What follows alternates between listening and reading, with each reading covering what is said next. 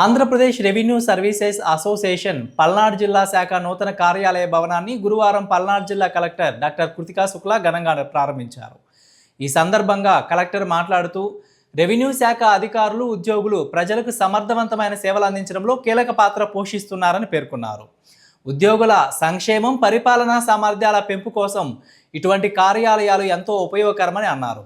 అలాగే ఈ భవనంలో ఉద్యోగులు తమ కుటుంబ శుభకార్యాలు, సమావేశాలు మరియు సామాజిక కార్యక్రమాలు నిర్వహించుకోవచ్చని తెలిపారు. ఈ కార్యక్రమంలో జాయింట్ కలెక్టర్ సంజనా సింహ, జిల్లా రెవెన్యూ అధికారి, రెవెన్యూ సర్వీస్ అసోసియేషన్ ప్రతినిధులు, వివిధ మండలాల తహసీల్దార్లు, రెవెన్యూ అధికారులు, ఉద్యోగులు పాల్గొన్నారు. సో ఫెసిలిటీని ఈరోజు కలెక్టర్ మేడం ఇనాగరేట్ చేయడం జరిగింది. It's a very good facility especially for revenue staff. So ఇప్పుడే మేము డిస్కస్ కూడా చేసుకున్నాం. లిమిటెడ్ పీపుల్తో ఏదన్నా engagement function or birthday parties or most importantly retirement functions అన్నీ కూడా మనం ఇక్కడ పెట్టుకోవచ్చు. It is like our own building for our own purpose, welfare of revenue staff. ఎలా అయితే ఇంత మంచి ఫెసిలిటీని క్రియేట్ చేశారో అంతే ముఖ్యంగా మనం దీన్ని వాడుకోవాలి అండ్ దీన్ని మెయింటైన్ చేయాలి.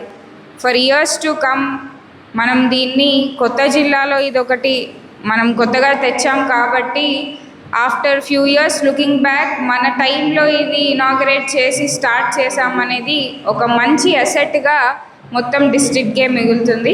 ఇందాకే మాట్లాడుకున్నారు గుంటూరులో ఎలా ఉంటుంది, ఎన్టీఆర్ కృష్ణాలో ఎలా ఉంటుందని. అలా పల్నాడు జిల్లాకు కూడా ఒక రెవెన్యూ అసోసియేషన్ బిల్డింగ్ రావడం మనందరికీ కూడా very close to our hearts and very good thing. We have to be very happy about it. ఈ అరేంజ్మెంట్స్ చేసిన అందరికి కూడా మెనీ కంగ్రాచ్యులేషన్స్. రెవెన్యూ బిల్డింగ్ లేదు మేడం, ఎస్ట్వైల్లో గుంటూరులో బిల్డింగ్ ఉంది, అట్లాగనే అక్కడ రూమ్స్ కూడా ఉన్నాయి. ఇప్పుడు మనం కొత్తగా ఎస్టాబ్లిష్ అయిన డిస్టిక్ అవ్వడం వల్ల మనం ఇప్పుడు కొత్తగా ఈ రెవెన్యూ బిల్డింగ్ ఎస్టాబ్లిష్ చేసుకోవడం జరిగింది. ఇది చాలా సంతోషకరమైన విషయం.